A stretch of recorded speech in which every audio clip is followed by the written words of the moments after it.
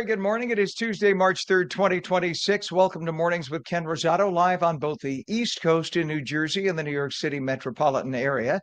And now we are also live in Southern California, throughout Los Angeles and San Diego on LACA. The phone lines are open, 888-658-0234, 888-658-0234. Meteorologist Mike Favetta has the weather near you.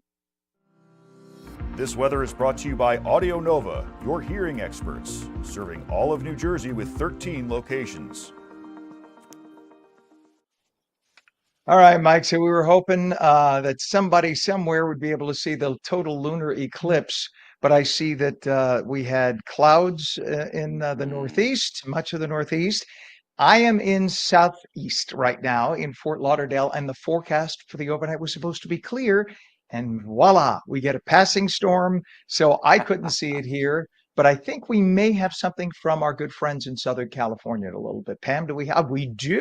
Ooh, look at that, Pam. So there's the total, well, the beginning. Isn't that beautiful? That is, I'm mooning everybody right now, Mike. I could say it's the first time it's ever happened. So this is from the Griffith Observatory, Pam. Is that right? The Griffith Observatory in beautiful Los Angeles. Thank you, Pam. Beautiful Los Angeles, California. And they're giving various shots. They have a bunch of people shooting up there. Isn't that something? So we're shooting you the moon. Pretty. Yeah. My favorite is always when you see the photographers lined up with their giant 6.5-foot lenses, you know, that have the barrel at the end is like the size of a donut, you know, a tire. We've got some beautiful weather on the way by the weekend, though. So there are several days of rain before we get back to the gorgeous sunshine. In fact, we start off with a little bit of snow and ice this morning. I know. Again, little shade of pink and blue appearing across the map here, entering New Jersey right now. Again, southern parts of the state stay all rain today. You have to be north of especially 195 and specifically Route 78 to tap into any of that snow. Otherwise, you'll have a little bit of mixing. But most of that wet weather stays across the southern part of the state today, and then gradually the warm air moves up, promoting all melting throughout the entire state today. It's all due to this system that works its way across the country and has been doing so for the last several days, arriving this morning and giving us our wet weather with a little mix of ice early on today. Then, as we head into the end of the week, it turns a little milder still. We're on kind of either side of this front, bringing in warmer weather throughout the day on Thursday, still more rain, and then drying out just in time for the weekend before another front comes in into Saturday afternoon. So it's going to be a little bumpy until we get to that point. Look at the snow, how really north of Route 78 this morning. A little bit of ice there toward western portions of the state, and then a plain rain by this afternoon. So plan on that wet weather across New Jersey into tonight with a cool feel. We get a little cold front that comes through tomorrow, but it actually clears out. We get some sunshine around here throughout our Wednesday. That could warm us into the low 50s and then right back to the clouds on Thursday. But there's a catch, because Thursday afternoon sees that warm front lift across the southern part of the state. And by the late part of the day, with that clearing, some parts of extreme southern New Jersey may hit 70 degrees by Thursday, just 2 days from now. So kind of inching toward that warmer weather forecast for the weekend. We'll tell you all about it coming up, Ken, with your next weather update in a few minutes. All right. Thank you very much, Mike. Appreciate you as always. Up to 31 degrees at this hour. Remember, yesterday this time was only in the 20s. So it's 31 in Trenton, 34 degrees northern New Jersey, 32 degrees now in Cape May. Very nice to see. Out in California, 51 degrees Los Angeles, 52 degrees in San Diego. So beautiful. In the Northeast right now, in terms of traffic, we have a crash reported. This is on Route 42. Northbound, north of exit 10A, which is the Black Horse Pike in Gloucester Township. The left shoulder is closed.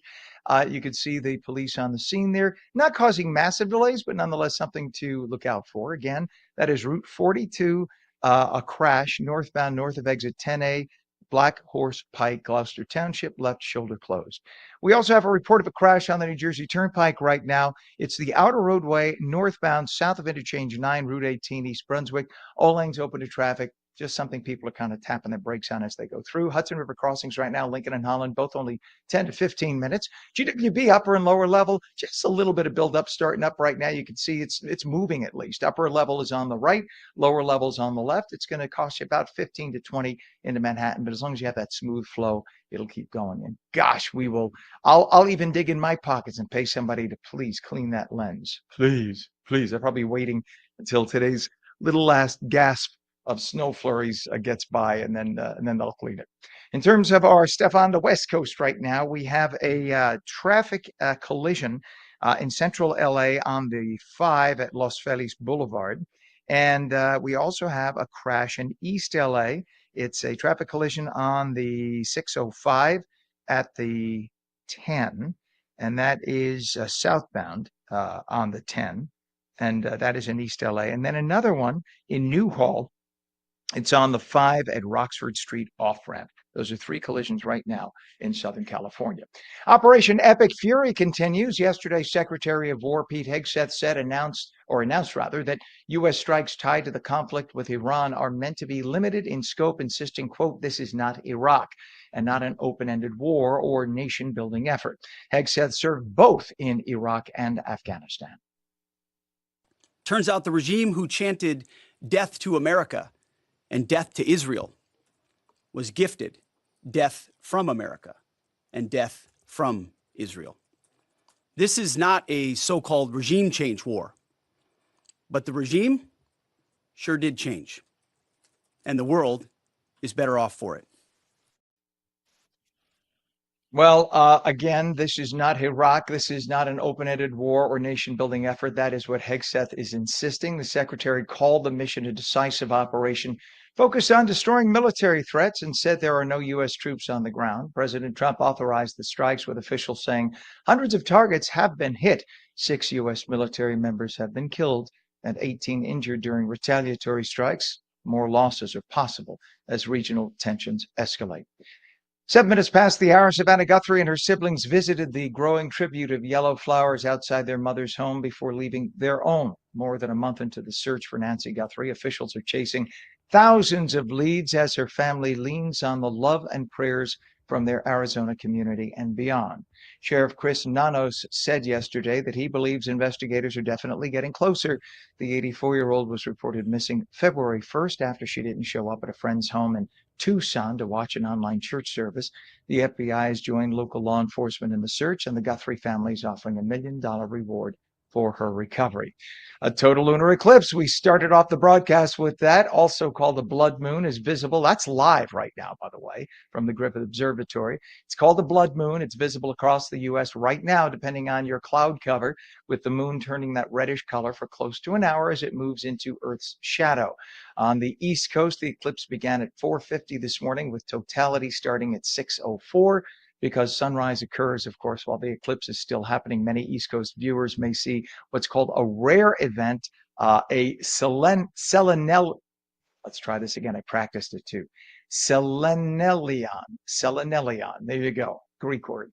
When the rising sun and eclipsed moon are briefly visible at the same time on opposite horizons. So on the east, or to the east, you see the rising sun. To the west, you see the selenion. I believe that's how it's pronounced. The red color happens because sunlight is filtered through the Earth's atmosphere, and it refracts, and boom, you get that reflection. Well, President Trump ordered all federal agencies to stop using anthropic technology and begin a 6-month phase out, escalating a dispute over how the military uses artificial intelligence. The administration also moved to label Anthropic a national security supply chain risk, with Secretary of War Pete Hegseth saying military contractors must cut commercial ties with the company. The conflict centers on Anthropic's refusal to allow its AI to be used for fully autonomous weapons. They have a moral issue with it. Of course, the enemy would use Anthropic and wouldn't pay any mind to what they care about. But Anthropic wants to handcuff the U.S. after we would pay them billions of dollars for the company's brand of AI, and the company would get to determine whose morality we'd have to follow. Well, rival firm OpenAI quickly secured a Defense Department deal for billions to provide AI for classified networks. They have no problem taking the money. Okay. A 66-million-year-old Triceratops skeleton, nicknamed Trey, I love that. How'd they come up with that? Once displayed for decades at the Wyoming Dinosaur Center, is heading to auction with an estimated value of up to $5.5 million.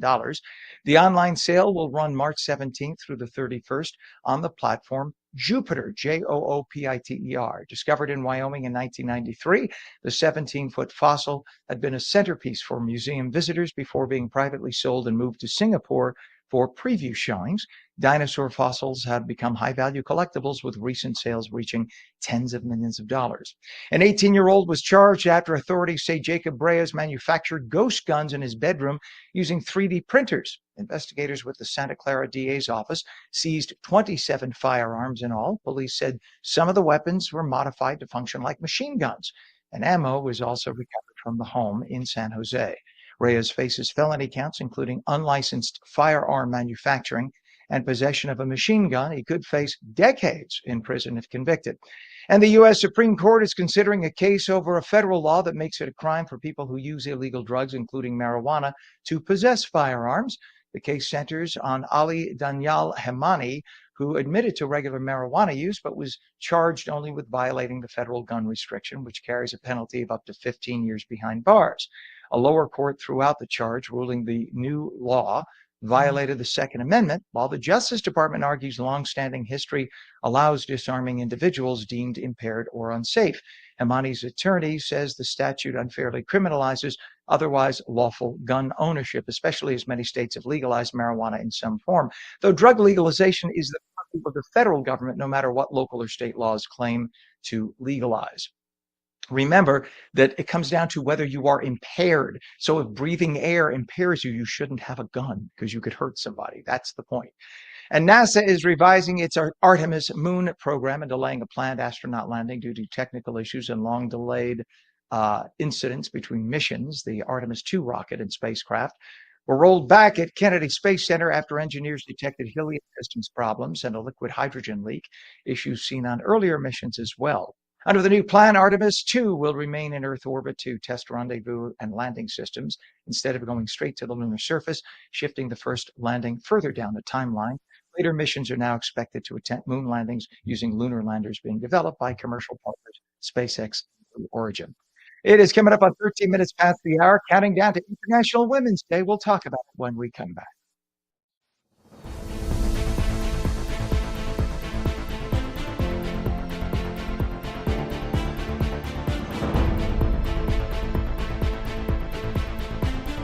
Play it like the New York Sirens. Live in the spotlight. Etch your name in lights. Embrace the noise. And when it calls you, turn it up. Get louder. Play it like they'll hear us everywhere. Because this is our team. New York Sirens. Play it big.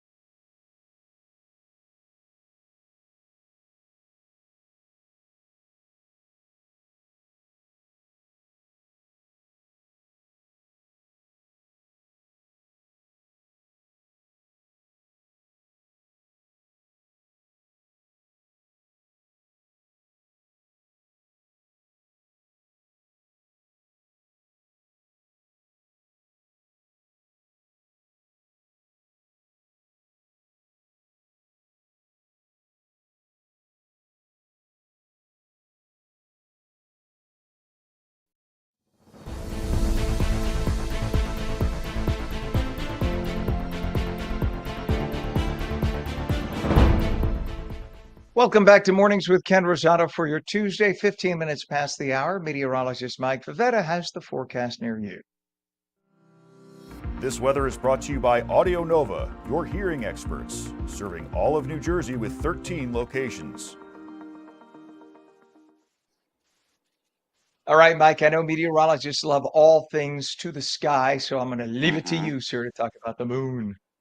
Yeah, it's really cool because the best way I like to describe it is that all of the Earth's sunrises and sunsets are currently being projected onto the moon. So here's the sun working on, of course, now it's just sunrise for us, but you can see right here around the hemisphere, if you will, as all of the sunrises on this side of the Earth and sunsets on the other side of the Earth are being projected onto the moon. That's what gives the moon that reddish glow, and that's that really pretty reddish color you see there as the moon passes in the shadow of the Earth. So something fancy to see, especially early on a Tuesday morning. Not like we can see it because we have more snow in the forecast.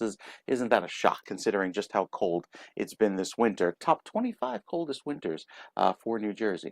Well, as the cold weather persists today, we have a little bit of that rain-snow mix working in across New Jersey. The rest of the country has a little bit of that cooler weather as well until we get down to the south where some warmer weather comes in later on this week. More on that in just a bit. Into tomorrow, it's mostly cloudy. Tap into some more rain later tomorrow night into early Thursday morning. And then by Friday, we start to see the changeover to some brighter skies, warmer weather, winds switch from the south and west, and that brings in a clearing throughout the day that will hopefully warm us into the 70s by the end of the weekend. Out west, you're starting off the morning nice and dry and stay dry all this week. Look at that clear sky from north to south.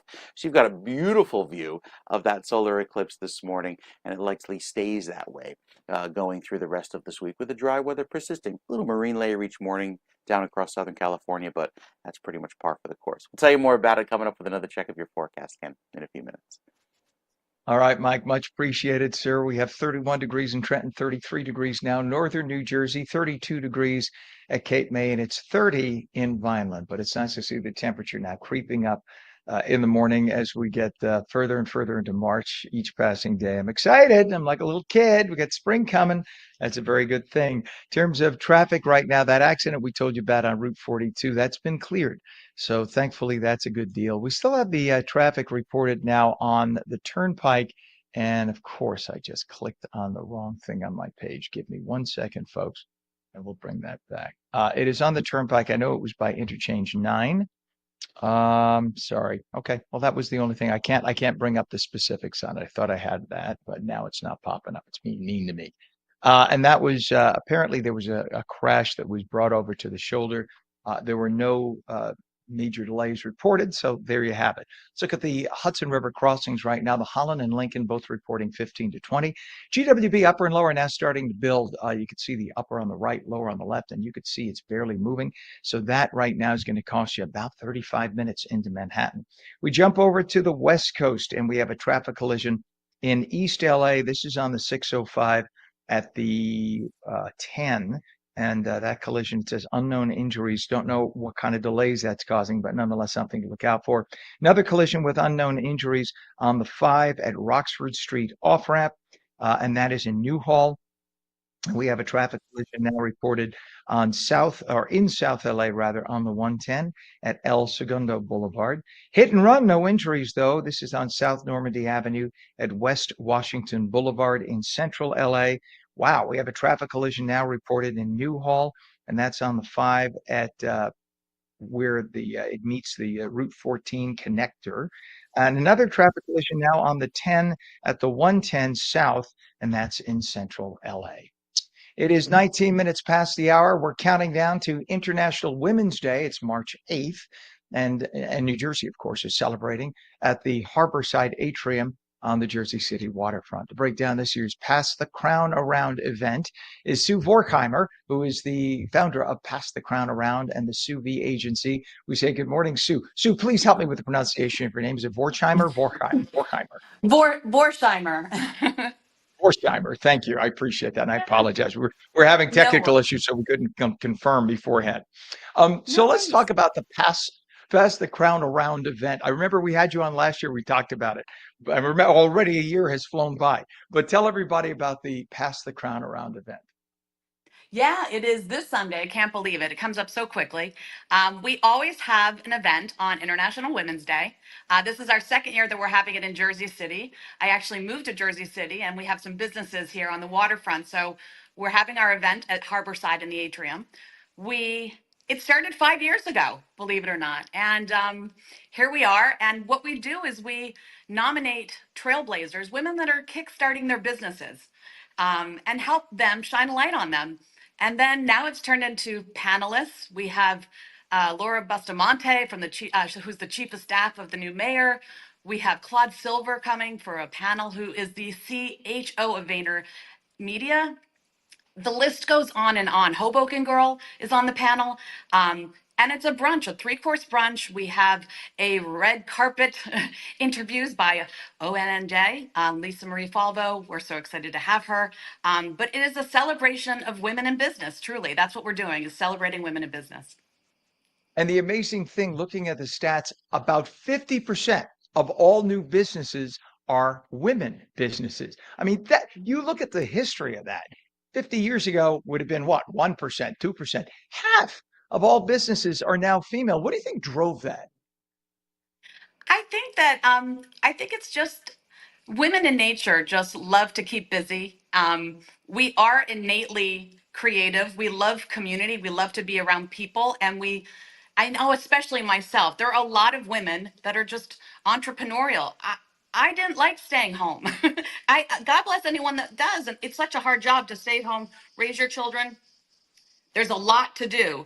Um, but for me, I always wanted to be creating something and sharing it with the world. And my brain can't stop. So I think there are a lot of women like me out there.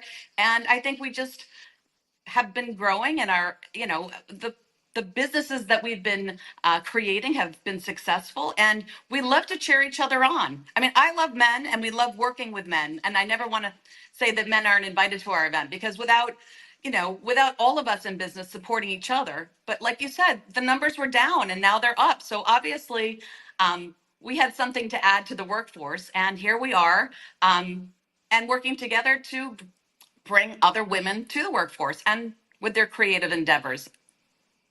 Yes. And I think honestly there's an amazing energy that I've just personal anecdotal evidence for me that I encounter dealing with businesses that are owned and run by women. It is different. It is different. People are going to say, Yeah. Ken, it's in your mind. No, no, no, no, no. No, You know I what? And think so I've too. worked for female GMs and I've worked for male GMs in the broadcast industry. There is a difference. And there is an amazing attention to detail with women GMs that you don't necessarily see with male GMs. Just my observation in my handful of maybe a dozen broadcasting stations that I've worked for. Now, this year's theme is Mhm. Rewired. How does it focus on the emotional intelligence as women's superpower, and what's new with the event this year? Yeah, every year I like to choose a new word. This year is rewired, and I think you hit it on the head. What I'm trying to say is that we do have this superpower. I think women have this natural um, way of connecting with people and having that sense of wanting to get to know people on a deeper level, and those type of superpowers I think we need to reconnect with and embrace them.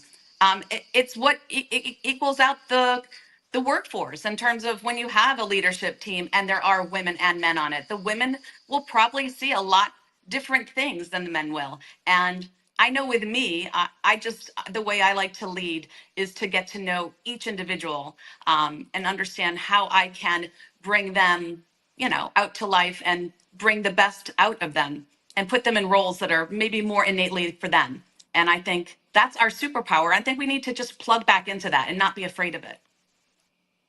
So why should women attend? If you were to meet a woman on the street right now and she'd say, why should I go to this? What would the reasons be? And I'm sure you have a big list of them. I mean, first of all, it's so much fun. It's not your normal networking event. I think we have a fashion show, we have a three-course brunch, we have a marketplace with women founder vendors, but primarily the women we've built in this community for the last 5 years. They are those type of people that just want to help others.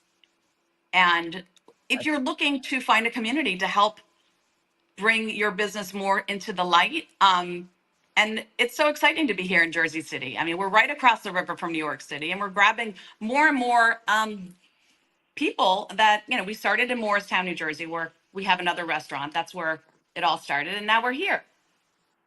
That's exciting. And you built this event from the ground up. So what does that journey mean for you personally, knowing that this is your baby? It means a lot. I think the most exciting thing is to see these women say, I cannot wait to be there again, and I'm so honored to be honored. I mean, they really feel, and then we do a great job. I always have volunteers that help me each year, but we do a great job creating content like this, um, and using social media as a platform. You don't need that much to market your business. You can be creative, and I think I teach people a little bit of how my special skills of trying to showcase my business and other people's business in ways that doesn't cost a lot of money, but obviously the community is the big thing, and I think I'm excited to meet more new friends, and expand this community. I call it the Crown community. Yes, really. And I think a lot of people don't realize, talking about how to get the word out, there are so many streaming platforms. Yes, you can do it on social media, but it's sort of a shot in the dark.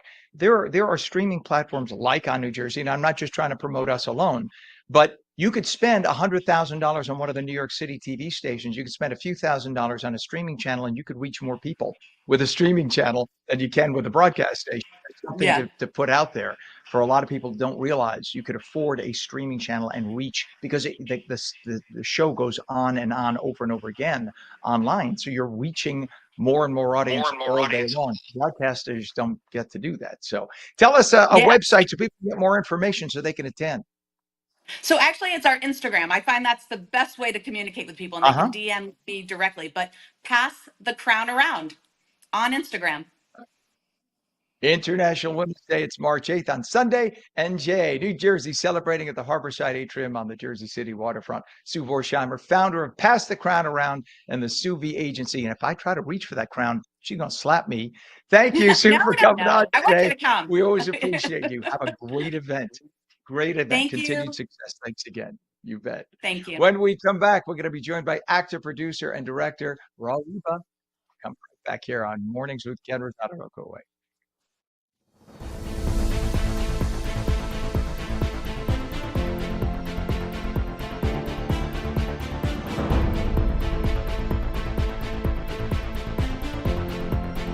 Play it like the New York Sirens. Live in the spotlight. Etch your name in lights. Embrace the noise. And when it calls you, turn it up. Get louder. Play it like they'll hear us everywhere. Because this is our team. New York Sirens. Play it big.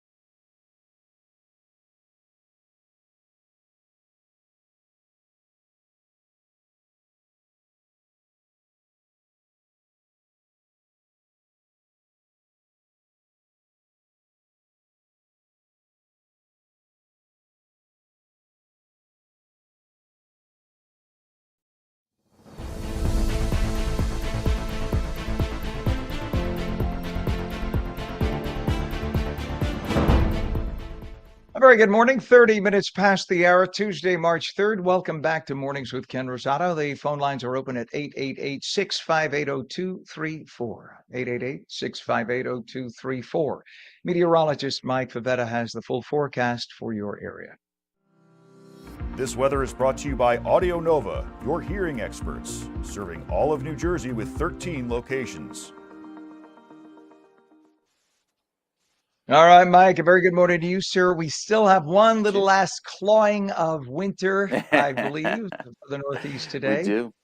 Yeah, and then you look ahead to the forecast and go, wait a minute, it's going to be 70s in parts of New Jersey by Thursday. Might even be a few downpours with those spring-like thunderstorms. Yeah, it's possible, especially as we start the day with some clouds and you even see those icing rains and some snow showers off to our west. A lot of that mixing as it works its way eastward, giving us the potential for a little bit of that mixing this morning. So across New Jersey, may run into a few rogue flakes, probably see some freezing rain at times. Most of that across the northern half of the state, even the northwestern portion, through the rest of the morning, as it's just the cold air clashing with a very weak upper level system, not even providing anything more than a coating. It's certainly very light, but it's enough to coincide with the tail end of the morning commute. Even running some errands today could run into that wet weather. Out west, we are dry and clear, and we stay that way for the foreseeable future. We'll zoom on in, and there is nothing but clear sky. So beautiful weather to enjoy that early morning lunar eclipse that we've been showing you all morning. We'll tell you more about what to expect over the course of the next few days because there is a big warm-up across the country. Starts out west, moves east, brings our highs well above average. Those details can coming up in the next weather update. Of course, the folks on the West Coast get it first, and then it comes to us, right? Yeah. But that's a good thing. There you go. Just like the lunar eclipse, they had the nice weather, nice dry Southwest U.S. weather. So we got the video of the. Thank God for them. So we got that beautiful lunar eclipse from them because on the East Coast here, I'm in South Florida right now this week, as you know, and South Florida was supposed to be sunny this morning, clear. And we were supposed to be able to get that lunar eclipse. And of course, a massive wall of clouds moved in about half an hour before when we were supposed to see it. And it's been that way all morning. Now it's starting to burn away as we have sunrise. I'm pointing that way because that's east, that's west, that's the lunar eclipse that way. And because the clouds, you just can't. Whatever. Thank God for LA. That's all I'll say. All right, sir. We will check back in just a little bit. It is currently 32 degrees in Trenton. It's 35 now, northern New Jersey in the Morris County area. We have 31 in Cape May and in Vineland, excuse me for that, on the West Coast, 52 degrees in Los Angeles, 52 degrees also now in San Diego. Let's go to the New Jersey traffic first. On I-80, we have a crash at the express lanes westbound east of exit 43, which is 287 Parsippany Troy Hills.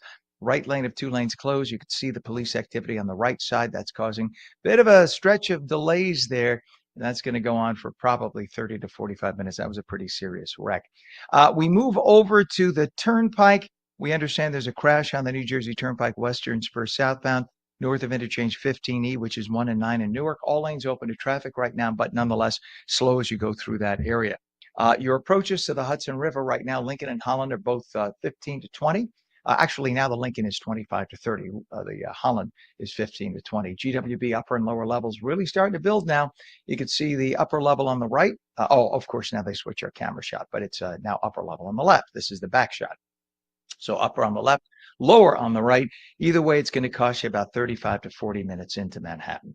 Over to Los Angeles we go, and we have a traffic collision right now in Newhall, and that is on 31642 Castaic Road. Also, traffic collision on the 605 at the 10, and that's in East LA. And a third collision to report. This is early. I mean, it's only 4:34 in Los Angeles. We have a third traffic collision to report, and this is in East LA on the 605. We mentioned 605 at the 10, excuse me. Traffic collision on the 710 at MLK Boulevard, and that is also in East LA. Coming up on 35 minutes past the hour, 7:35 East Coast, 4:35 West. He is a New Jersey native who's built a huge career in front of and behind the camera. Actor, producer, and director Raw Liba has shared the screen with heavyweights like Sandra Bullock, Melissa McCarthy, Kurt Russell, Holly Hunter, Dwayne Johnson, and Idris Elba. He's appeared in films like The Heat and Bone Tomahawk, as well as the acclaimed HBO series The Wire. We say good morning, Raul Leba. How are you, Ken? I'm doing great, my fellow New Jersey man. It's great to have you on. I look at your resume and I think, how does any one human being accomplish this and still have time to breathe? I've never seen a resume as long as yours. I went to NYU Film School with a lot of actors and behind the scenes people, but I look at your resume and I'm thinking, you got everyone I know combined beat.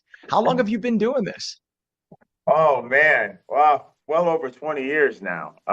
So yeah, I guess technically since 1995. So you know, it's so weird because I actually started out as an athlete, and then I got and actually your business, and so I was doing red carpet stuff, and then I became a stunt man, and then I became an actor, and then I became a producer, and so you meet all these people and you build up a nice resume. I'm sure people ask you this, and I'm guessing I know the answer, but I don't. Is there one particular facet of the industry you prefer more than another? Oh wow. Ken, I'll tell you, I love them all. Each one of them presents its challenges. I like challenges. And so and I think that's what my deal is. I was wanted to become an established actor. I did that. I wanted to become a great stuntman. I think I did pretty well there. It's just a progression of things. And, I just want to become the best director and producer right now that I possibly can. And then we'll see what's next. And I know a lot of people don't, we throw around the terms director, producer. In Mm. television and film, they mean different things, right? So a Right, director in television is about taking the camera shot. A director right, in film has that and scene setting that's above and beyond. And then, of course, a producer in television kind of manages the structure of the show. In right. film, producers are more about getting the cash, right? And that's a big thing. What's it like these days getting funding for films and selling the film to a big house? Wow. Not to discourage anyone, but it's not impossible, but it's tough. So, yeah, that entails a lot of, a lot of work. You want to integrate yourself with those people. I found the best way for me to do it is to actually and go meet those people. I attend the award shows. I'm shaking hands with producers. Hey, remember me? I'm gonna have a film. I'm gonna put in front of you. Heads of streaming platforms and networks and all that kind of stuff. So, but it's tough. It's tough. It's tough to secure funding. It's the arts are sort of under attack right now, and that's just what it is. So you got to work hard. Yep. And not only that, but even in broadcasting, you have the means of transmitting the signal out. The traditional TV stations, they're dying on the vine. Advertisers aren't spending the money there anymore. So that's why you see all the networks have been just laying off hundreds and hundreds of people. They're all Yeah. closing up shop in a lot of cases, not the major Yeah. networks, but the smaller TV stations. In many cases, they're Mhm. just shutting down the newsrooms. And that's where the industry's going right now. But Yeah. you obviously the cream rises to the top, and you have worked with so many well-known actors, and you're such a great actor yourself.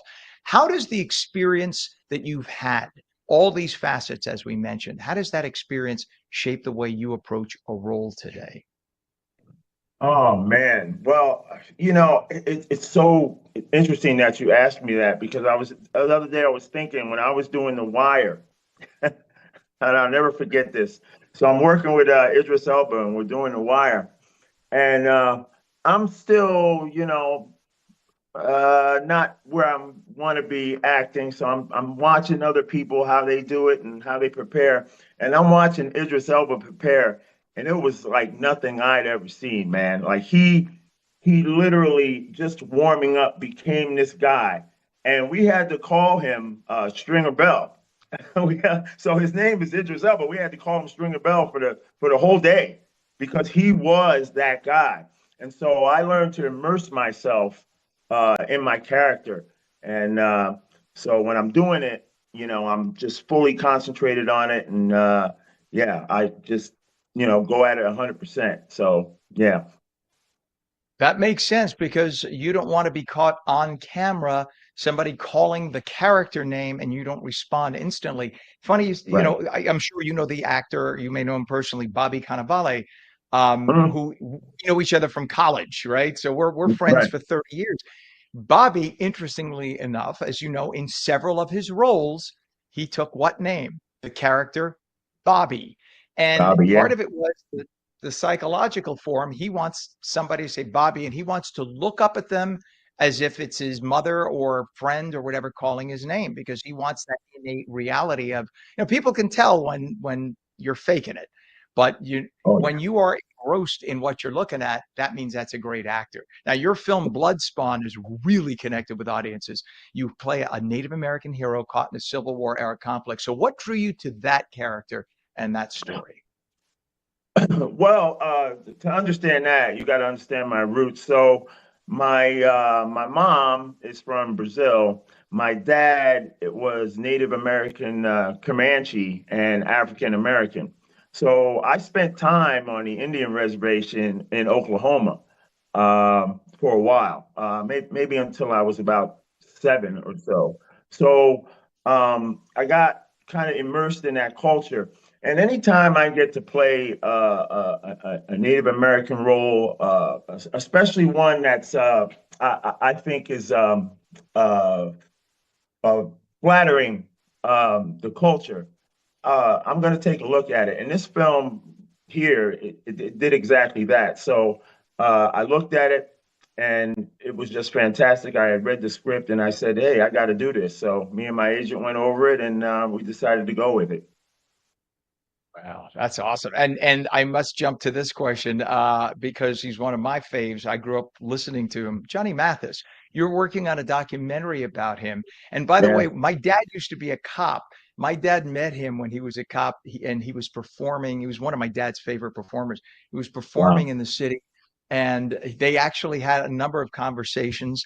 There was even one time he asked my father if he would do security detail and drive for him. And my dad Oh. has followed him over the years on and on. I'm just so happy to see that he had such an incredible life, such a powerful performer. What's it been like shifting from narrative filmmaking to telling that real life story of such a great American? Oh man, well, I love documentaries. A lot of actors will never tell you this. They never watch films, they watch documentaries and news, believe it or not. So, but I'm going to tell you. So, you know, um, my parents love Johnny as well. I've been watching these documentaries about other entertainers and stuff on these different networks, and I realized that nobody had done Johnny Mathis. So I said, man, he's really a guy who's very interesting. He started out as an athlete. People don't know that Hmm. Johnny Mathis was an Olympic caliber athlete. People don't even understand that. He went to school with Bill Russell. And interesting enough, I asked Bill Russell, I said, who's the greatest athlete you ever saw? This is while Bill was still alive. And he said, Johnny Mathis. And I was just like, what? Because I didn't know that myself. And then he explained it to me and I looked him up and I got to meet Johnny and I talked to him. And what a very just incredibly gracious human being. It's actually an honor to do this. So I want to make sure I get that right. Going to San Francisco. We did an interview with Cicely Tyson before she died about Johnny Mathis. And we got a lot of stuff going on with that. I hope it's a success. I hope people watch it. It's going to be great.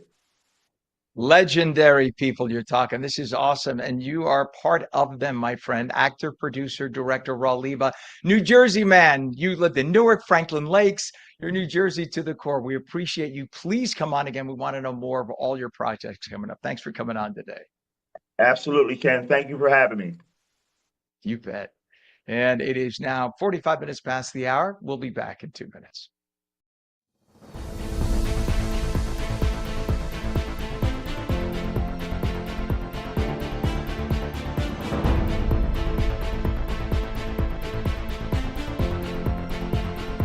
Play it like the New York Sirens.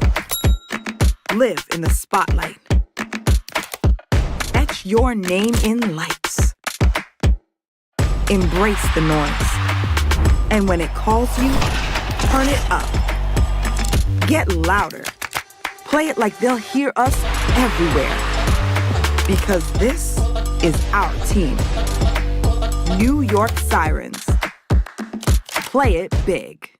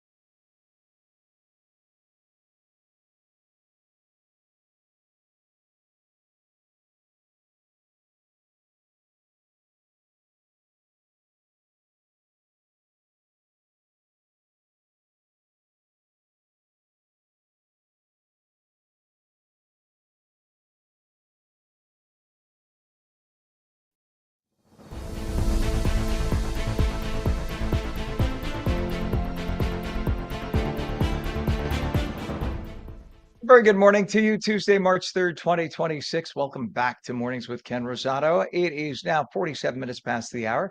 Let's check the forecast near you. This weather is brought to you by Audio Nova, your hearing experts, serving all of New Jersey with 13 locations. All right, for those who don't realize, today is Lunar Eclipse Day. This is the first total lunar eclipse we've had in a while. And they call it the blood moon because of the way that the sun, which is being blocked by the Earth as it goes to the moon, as the Earth is passing in between, right? The little bit of the atmosphere refracts some of the light, and all of a sudden you get this reddish color on the moon until a total eclipse happens and you can't see it at all. So that's how, there we go. Look at that. So that was as it was beginning. That's courtesy of the Griffith Observatory in Los Angeles. Look at that beautiful shot. It's so beautiful. So they had a couple of different angles, but that's as it goes through. So it's still observable in the Southwest. You know, the East Coast, not so much because the sun is now up all the way, but that is cool. See that? And they say you can't get blood from a stone. Who are they Just a anyway? really big one, a quarter of a million miles away. Hey, we've got some amazing weather on the way for this weekend, but we have to wait a few days to get there. In fact, Southern California already enjoying that gorgeous forecast with the clear sky throughout this morning and continued clear sky today. Even into this afternoon, it's going to be so nice when we don't have to see those winter snowflake transitions anymore. Bring back the flowers and all of the spring-like transitions that are on their way. Notice a little bit of a marine layer down along the coast, but beyond that, we're pretty clear through the rest of this week, right through Thursday and Friday, all sunshine all the time. And it's that warmer weather that takes over the next several days, moving across the country, that brings our warmth here to New Jersey out east by this weekend. So take some time. First, we have that little bit of rain snow mix this morning, all transitioning to rain by this afternoon. And then another wave of rain comes in late tomorrow into Thursday, giving us some wet weather by the end of this week. But notice all of this clear sky across the country that moves its way eastward into this weekend.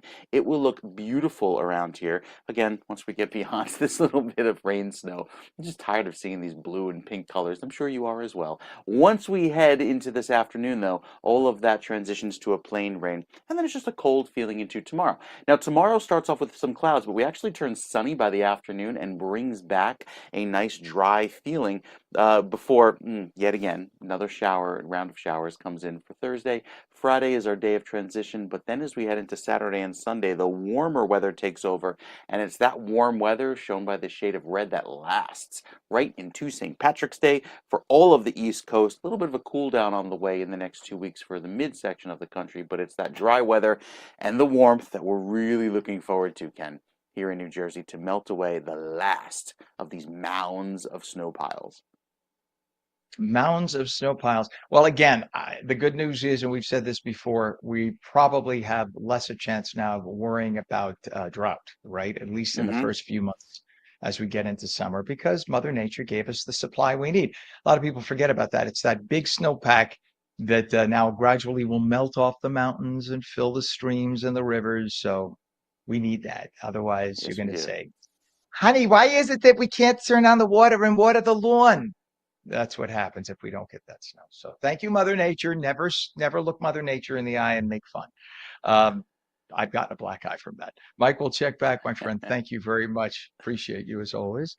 It is 32 degrees in Trenton, 34 degrees now, Morris County, 32 degrees as well in Cape May, and 30 in Vineland. On the West Coast, 52 degrees and clear and beautiful Southern California. That in Los Angeles, it's 53 in San Diego and 53 now in La Jolla. Very, very good to see that. Let's look at some traffic in the area. Start on you want to do 80 first, Pam? So on I-80, we still have that crash in the express lanes eastbound rather, east of exit 43, which is 287 Parsippany Troy Hills. You can see the vehicles there, the emergency vehicles off to the right. Right lane of 2 lanes closed right now. Again, that's Parsippany Troy Hills area. I-80 express lanes eastbound east of exit 43. 2 issues now on the Jersey Turnpike I'll go through before you set up your Garden State cam, Pam, so I'll just quickly mention these turnpike issues. We have a crash on the turnpike Western Spur southbound north of interchange 15E, which is 1 and 9 in Newark. All lanes open. Just a little brake check as you go through. And now we have a crash reported on the Jersey Turnpike Hudson County extension eastbound, east of Grand Street in Jersey City. The left lane is blocked. That area tends to be trafficy at this hour of the morning all the time.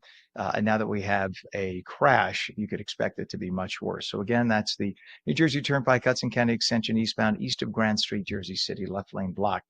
Now, the Garden State Parkway, we have disabled vehicle reported. Southbound, south of exit 145, I-280 in East Orange, impacting the right lane. You see, not a massive problem, just people brake checking as they go through. And that again is in East Orange. Hudson River crossings, the Lincoln Tunnel is now reporting 35 minutes. That's more volume than anything else. The Holland Tunnel is 25 minutes.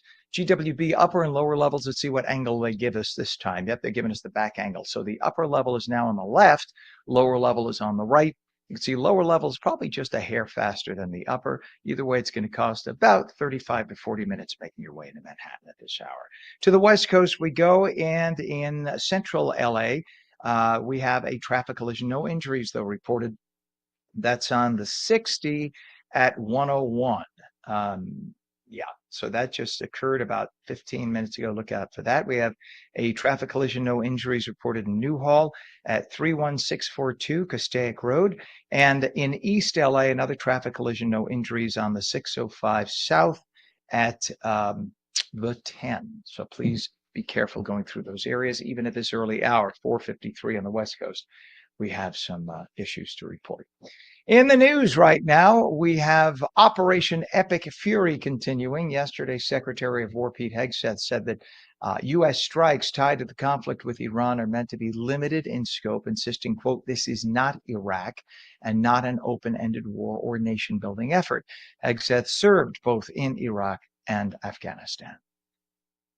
Turns out the regime who chanted death to America and death to Israel was gifted death from America and death from Israel. This is not a so-called regime change war, but the regime sure did change, and the world is better off for it. Well, the secretary called the mission, rather, a decisive operation focused on destroying military threats. He said there are currently no U.S. troops on the ground. He doesn't plan on having any. President Trump authorized the strikes, with officials saying hundreds of targets have been hit so far. 6 U.S. military members, though, sadly, have been killed in retaliatory strikes. 18 have been hurt, and more losses are possible as regional tensions escalate. It is 55 minutes past the hour. Savannah Guthrie and her siblings visited the growing tribute of yellow flowers outside their mother's home before leaving their own. More than a month into the search for Nancy Guthrie, officials are chasing thousands of leads as her family leans on the love and prayers from their Arizona community and beyond. Sheriff Chris Nanos said yesterday that he believes investigators are definitely getting closer. The 84-year-old was reported missing February 1st after she didn't show up at a friend's home in Tucson to watch an online church service. The FBI has joined local law enforcement in the search, and the Guthrie family is offering a $1 million reward for their mother's recovery. A total lunar eclipse. We've been talking about this all morning, also called the blood moon, visible for parts of the U.S. still right now in the southwest where it's still dark. The moon turned a reddish color for close to an hour as it moved into Earth's shadow. On the East Coast, the eclipse began at 4:50. Totality phase was about 6:04. Because sunrise occurs while the eclipse is still happening, many people on the East Coast who had clear skies got to see a rare event called a selenion, which is when the rising sun in the east and the eclipse moon on the west are visible at the same time. You look one direction, then you look the other, you could see two amazing things. That red color, by the way, happens because the sunlight is filtered through the Earth's atmosphere, the blue rays of the upper atmosphere of the Earth. President Trump ordered all federal agencies to stop using anthropic technology and begin a 6-month phase out, escalating a dispute over how the military uses artificial intelligence. The administration also moved to label Anthropic a national security supply chain risk, with Secretary of War Pete Hegseth saying military contractors must cut commercial ties with the company. This has really impacted the finances of the company. This was a multi-billion-dollar operation. I noticed online they are offering a job, no joke, for a new director of communications, I guess, to try to get the word out, to try to market themselves, because this could effectively put the company out of business. Not saying that I know that, it just can't be helpful for the company's business. The conflict centers on Anthropic's refusal to allow its AI to be used for fully autonomous weapons. So basically, they're saying, give us billions of dollars, United States, for the company's brand of AI, and the company would get to determine whose morality we'd have to follow. Rival firm OpenAI quickly swooped in, and they got the business. It is now 57 minutes past the hour, and that wraps it up for the nationwide broadcast. For those of you who continue watching on LACA on the West Coast for your local news, on the East Coast, we begin mornings with Ken Rosato on OMNJ in just 2 minutes. Don't go away.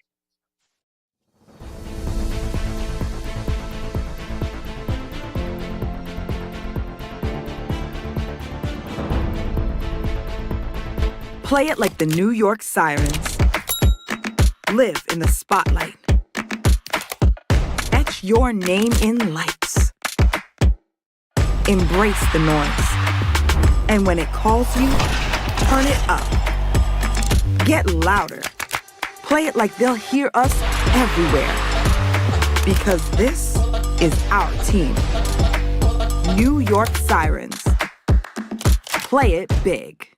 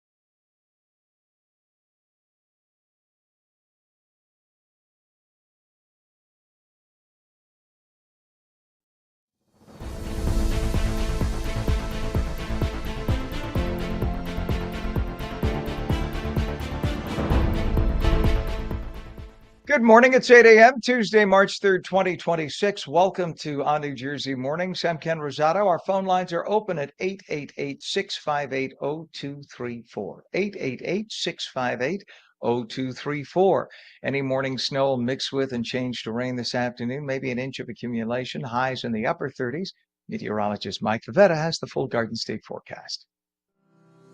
This weather is brought to you by Audio Nova, your hearing experts, serving all of New Jersey with 13 locations.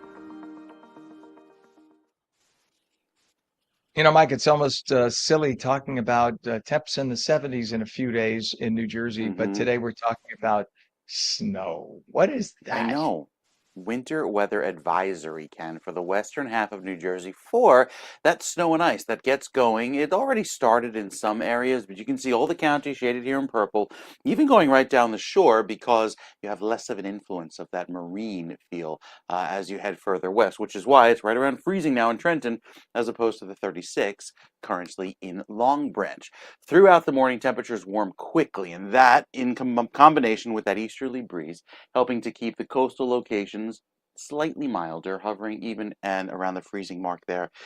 With the wind chill, it's the temperature change warming up 14 degrees warmer than yesterday. So that just goes to show how cold it was yesterday, and we're still below average even throughout this afternoon.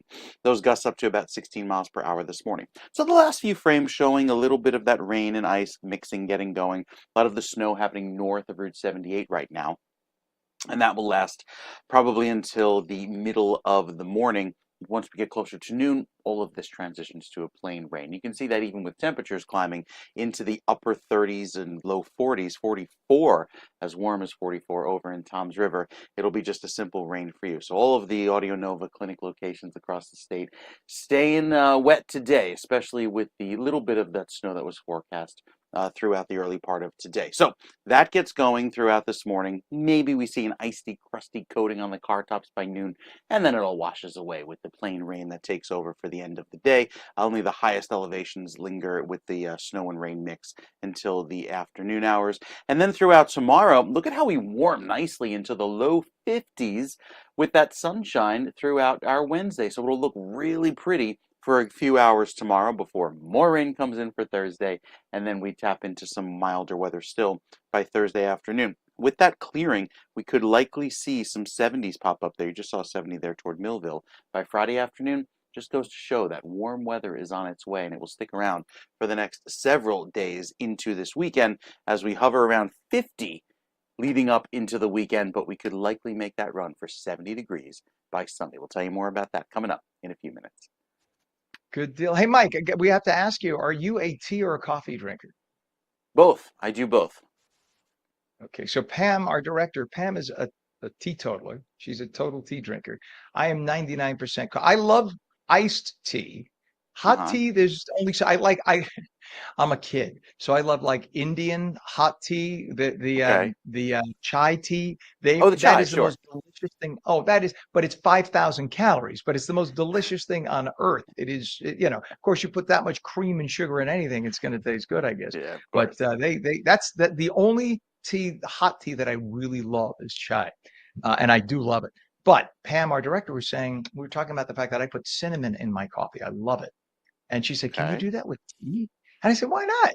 It's your tea. Try it. What's the worst that could happen? You dump the cup, right? Is it me?" Yeah, we're a big fan of the honey vanilla latte. That's another one. So you have the vanilla, what is the vanilla extract, a little bit of honey mixed with the coffee and the milk. It's just a happy, warm hug in the morning. That sounds absolutely Hmm. scrumptious. I'm a big honey lover. That sounds delicious. So there you go, Pam. You have license to do whatever you want with your tea. There. She's saying thank you. Awesome. All right, Mike. Thank you, sir. We'll check back. 32 in Trenton, 34 degrees now, Morris County. It's 34 degrees also in Cape May. Got that the marine layers. Mike was talking about the marine temperature coming off the water, and 31 degrees in Vineland.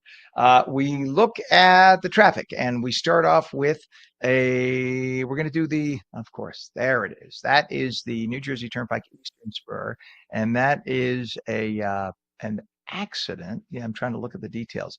Left lane is blocked because of a crash there. A New Jersey Turnpike Eastern Spur northbound ramp to the Vince Lombardi service area, Ridgefield. That's what that is. So you could see the delays as people are coming through the tolls. That's going to be there for quite a while. And we have a crash on the New Jersey Turnpike Hudson County Extension east of Grand Street, Jersey City. Left lane blocked there. Another issue on the Jersey Turnpike, a crash Western Spur southbound north of interchange 15E, 1 and 9 in Newark. All lanes are open, but causing some brake checking through the area. To I-80, we have a crash on I-80 express lanes eastbound, east of exit 43, which is 287, Parsippany, Troy Hills. The right lane of 2 lanes closed. You can see the police activity still off to the right. They've been working on that. Doing a good job, though, getting people to move along. It's not so bad passing there. And then finally, at the Garden State Parkway, as of about half an hour ago, there is a crash disabled vehicle reported. Garden State Parkway southbound, south of exit 145. That's I-280 in East Orange, and that's impacting the right lane. Let's see what just popped up again. Not too far, 10 miles south of that point now. So this is what we just talked about at 145. So 10 miles south at exit 135, we just got a crash reported Garden State Parkway southbound, north of exit 135, and that is in Clark. So just be aware of that as you are heading south. But there we go. Look at that, how fast Pam was with that finger, switching us over so fast. Look at you, fancy Pam. All right, it is 8:06 right now, and Speaker Mike Johnson yesterday said Republicans would crush legislation intended on restricting the U.S. action against Iran. And they determined, because of the exquisite intelligence that we had, that if Israel fired upon Iran and took action against Iran to take out the missiles, then they would have immediately retaliated against U.S. personnel and assets. We have troops in harm's way, and we have many Americans in the region, and that was of a great concern. If we had waited for all of those eventualities to take place, the consequences of inaction on our part could have been devastating.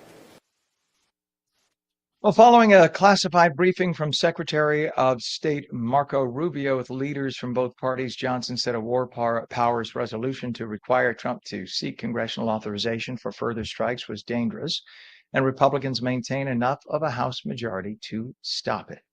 A small plane crashed into the Hudson River in New York State yesterday. It was a Cessna 172. That's a single-engine, 4-seat plane, usually used for flight training and private travel. The craft was registered to American Airmen, Inc., a flight school based on Long Island. The plane departed from Long Island MacArthur Airport, crashing not far from Stewart International Airport in the mid-Hudson Valley. That's in the Newburgh area. No word yet on the number of people on board or their conditions. A search and rescue operation was set underway as of last night. 3 people were killed in a late-night crash Sunday in New Jersey, that in Ocean County. That was a high-speed head-on crash. Investigators say a Ford Bronco crossed the double yellow line on Pinehurst Road in Plumstead and struck a Toyota Sienna traveling southbound. The driver and 2 passengers in the Sienna died at the scene. The Bronco's driver survived and was hospitalized in stable condition. No names have been released. The Ocean County Prosecutor's Office is investigating. Police responded to a Hamilton Township home on Berkshire Avenue around midnight after a man allegedly stabbed his father and set a small fire inside. Investigators say the suspect barricaded himself inside. Officials negotiated with the man, who later surrendered peacefully. The father's injuries were described as non-serious. The suspect was taken to a hospital for evaluation. Coincidentally, the incident occurred while crews were already handling a separate large fire nearby. It is 8:09 right now, and since the military action in Iran, houses of worship throughout the state of New Jersey have been assigned police details. They're saying that is for the safety of worshipers. Officials say there are no specific or credible threats right now, but just to be safe, the New Jersey Office of Homeland Security and Preparedness said that it will monitor intelligence and coordinate with partners. State and local authorities say the added visibility is just precautionary as they track developments overseas. And again, they're asking people to keep an open eye. So if you go to your house of worship or if you're passing one, you see anybody suspicious hanging out, taking pictures, lingering, just let police know. Just give them a heads up because, it may be nothing, but it could also end up being something. You want to make sure people are safe. It's one of our basic freedoms, constitutional rights in this country to safe and free worship. We should be able to gather in peace and worship no matter what our house of worship. It is 8:10. A fire in Patterson has left 24 people looking for a new place to live. The overnight blaze happened on Getty Avenue and quickly spread through a three-story apartment building, badly damaging over half a dozen units. This happened Sunday night into yesterday, rather. One firefighter did receive a concussion after being struck by falling debris. He was treated and released from St. Joseph's Medical Center. The building was declared a total loss. The American Red Cross working hard to help people find new places to live. It's believed that somebody lit a candle, left it unattended, and that may have started that fire. Always put out candles before you leave a room or leave your apartment or go to bed. You never, ever know. That candle could, even if it's in a glass jar, candle could burn down, cracking the jar, spreading the wax, and then the fire could spread. That's how something like that could happen. So please don't ever leave a candle burning in your home unattended. And it is 8:11 right now. For those who love to go down the shore, Monmouth County is doing some important bridge work that you'll want to take note of. Starting this week and lasting till early June, there will be construction on the bridge known as W27. That's the bridge on First Avenue that connects Seagirt and Spring Lake. The hope is construction on the bridge can be completed as the summer season kicks into full swing, so sometime early to mid-June. By that point, people are already heading down there, but we hope it'll be done approximately then. The repairs are considered essential, and when they're all done, that can significantly extend the life of that bridge. It's exciting to be talking about going down the shore already. As we know, Mike was saying that this week we may see temperatures in the 70s. So nice time. Always nice in the late winter, early spring to go down the shore before the crowds come. It's so beautiful. New Jersey, one of the most beautiful states in the whole country. Coming up on 8:13, when we come back, how to lower your tax bill. Information you will not want to miss. It is tax season. Remember, April 15th coming up fast.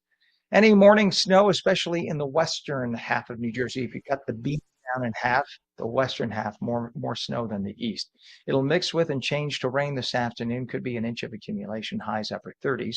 The full Garden State forecast with meteorologist Mike Favetta when we return. You're watching On New Jersey Morning, streamed daily on Roku, Fire TV, News on Central TV Plus, Apple TV, Facebook, and X. Also live on Local Now, Substack, Rumble, and Twitch. Also on ONNJ and ONLACA. Coming right back.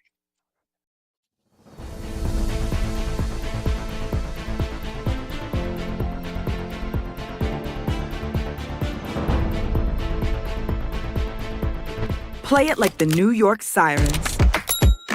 Live in the spotlight. Etch your name in lights. Embrace the noise. And when it calls you, turn it up. Get louder.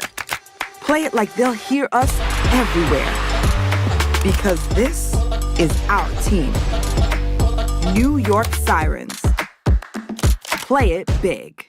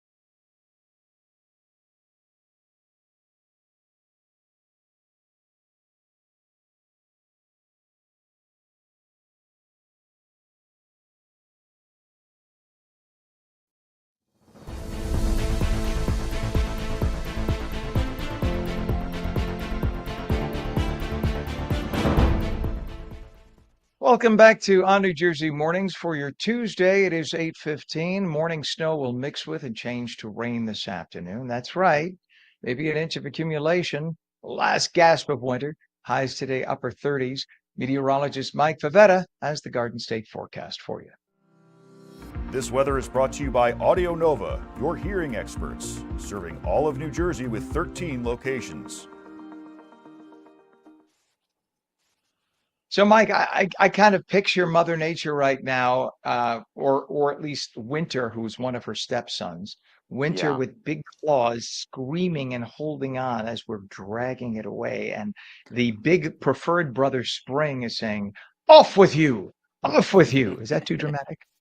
No, it's a giant temper tantrum, and it's every false ending or like a trip and fall, trying to get to the next season because you're waiting for this grand finale. Like, okay, are we finally done with the snow? Let's bring on the warmth. And every now and then we get a little tease. We get a little bit of sun. We get a little bit of warmth. Then it's like, nope, just kidding. Back to the snow and ice, and that's what we have this morning. Waking up across New Jersey, look at these colors. This is a freezing rain and sleet that's taking over across central New Jersey in pink, northern New Jersey right now, across Route 78 North, seeing some light snowfall, and then down along the coastal plain of New Jersey, you have that rain. So, with the forecast today, looking wintry, it'll stay a little wet and gray throughout this afternoon. All transitions to a plain rain, like Ken was mentioning, little to no accumulation, really just on the car tops and the coldest surfaces, especially across northern New Jersey.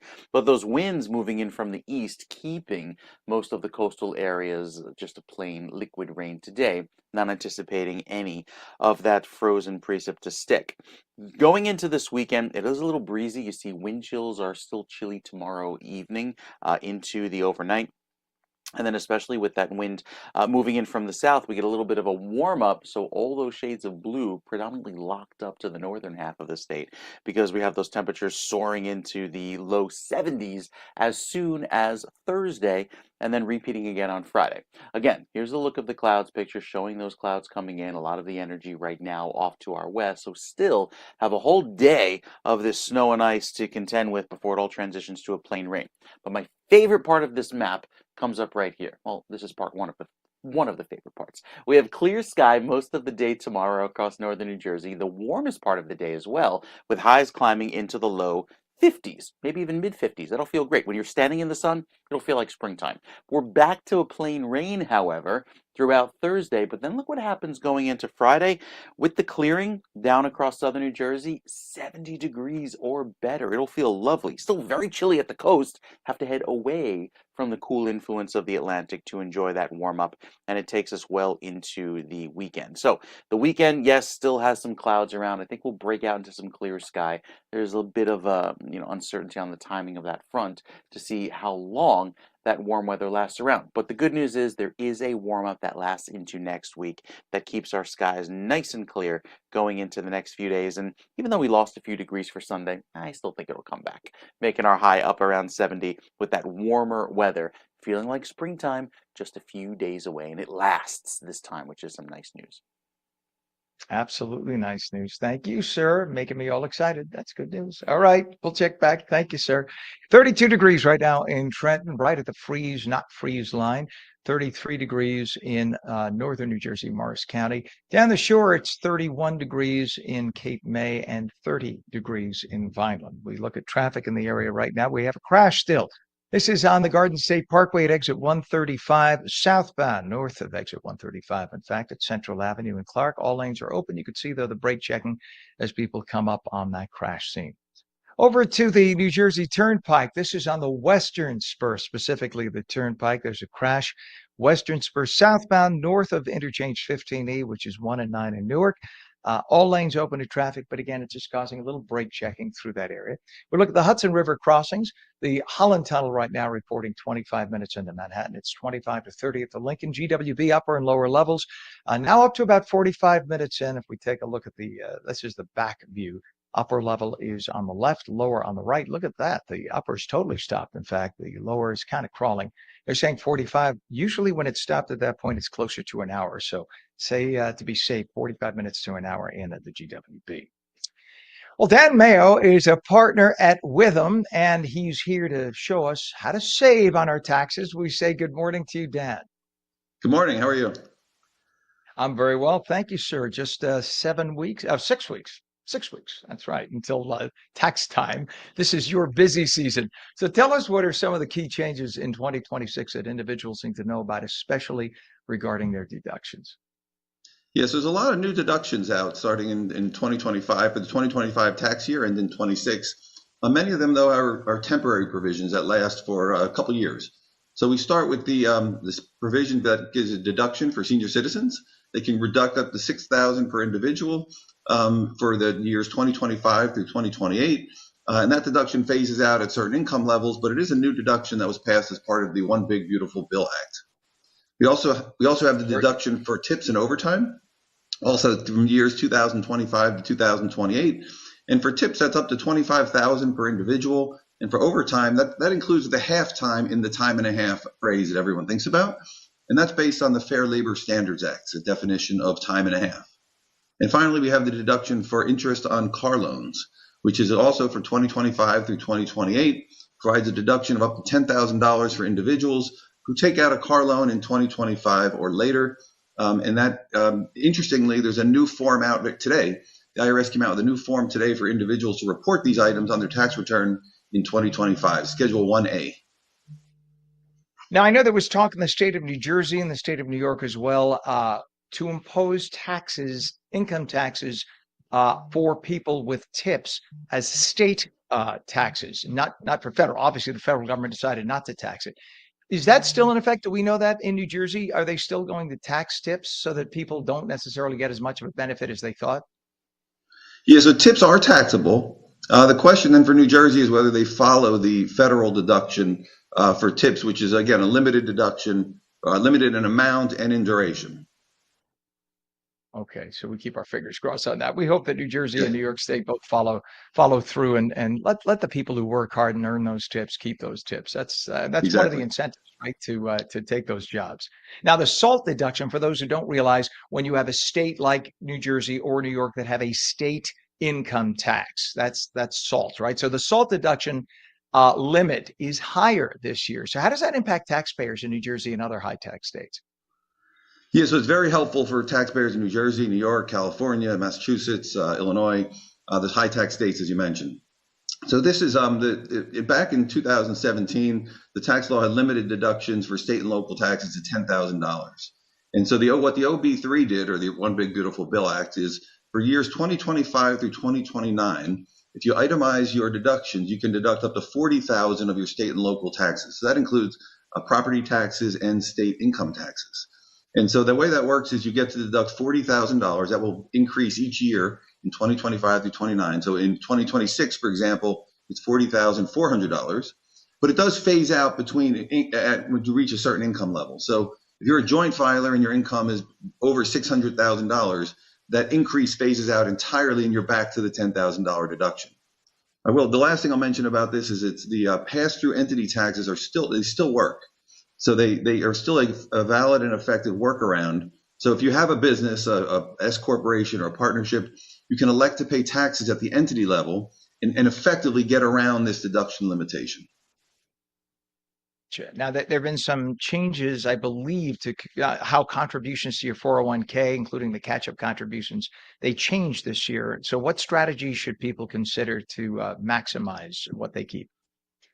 Yeah, so the deduction, the amount you can contribute to a 401k increased in 2025 and in 2026. But interestingly, new for 2025 is the new amounts that if you're between ages 60 and 63, there's what they call a super catch-up provision. So normally it was you can deduct a certain amount. In 2025, it was you can contribute up to $23,500 to an IRA. If you were 50 or older, you could do a catch-up contribution of $7,500. In 2025, this new provision says you can add up to $11,250 if you're between the ages of 60 and 63. In 2026, the amounts go up even higher. You can contribute up to $24,500. The catch-up increases, and that super catch-up stays the same. That's pretty good deal. That's you just think about how many ways the federal government thinks of picking your pocket. It's an amazing thing considering 150 years ago income tax did not exist. Are there any That's right. limits that we should know about, right? But then again, you wouldn't have a job. Uh, so we say it's a good thing. I have many We call relatives it who the are Full CPAs. Employment Act for tax advisors. Exactly. Are there any limits, by the way, that we should know about regarding gambling losses or charitable contributions? Yeah, in what the new law did, the OB3 said in 2026 it imposes new limits on gambling losses and on charitable contributions. So for gambling losses, traditionally losses were limited up to the amount of gambling earnings.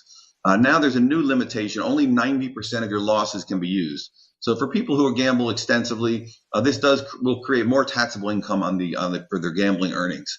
On the charitable deduction side, there's a new floor now that's subject to your contributions are subject to a new floor that's permanently lost. So that the new floor is 0.5% of your adjusted gross income is a new floor. So only contributions above that amount can be deducted for taxpayers who itemize their deductions. Interesting. And we have about a minute left. What is a website for people to get more information to contact your company? Witham.com is our website, and we have a lot of information there for individuals and businesses that explain these new tax law changes. And what would you like to say to people, Dan, who wait until the morning of the 15th to contact their tax advisor about their taxes? The sooner the better, right?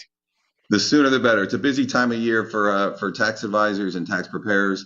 So the sooner the better. And also you can start your planning opportunities. So tax compliance is one aspect of paying your taxes. Tax planning is the other opportunity, which we like to highlight to clients. So there is an opportunity here to save money and increase your deductions. So the sooner you start that process, the better off you'll be.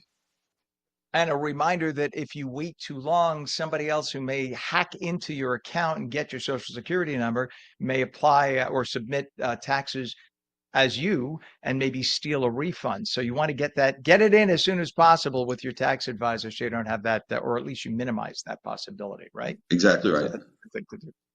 Always. All right. Dan Mayo, partner at Withum, Withum. Thank you so much for coming on. Great advice and great information. We appreciate you. Thanks for having me. Thank you. It is now 32 degrees at 8:28 when we come back. An historic building in Dover being redeveloped as a super cool space for artists, entrepreneurs, and educators to connect. We're coming back.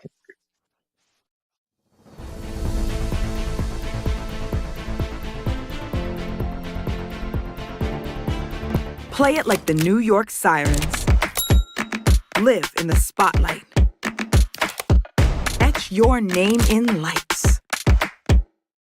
Embrace the noise. And when it calls you, turn it up. Get louder. Play it like they'll hear us everywhere. Because this is our team. New York Sirens. Play it big.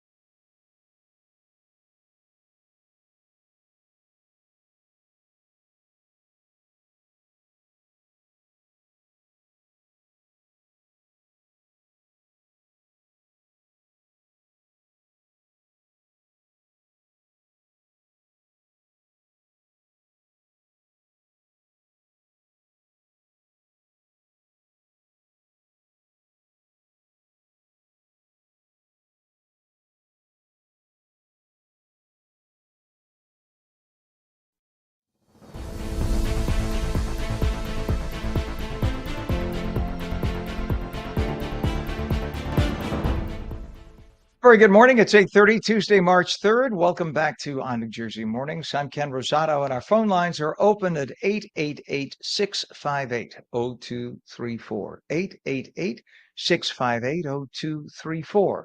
Any morning snow will mix with and change to rain this afternoon, maybe an inch of accumulation. Highs in the upper 30s. Right now, we're right at the rain snow point, 32 degrees in Trenton.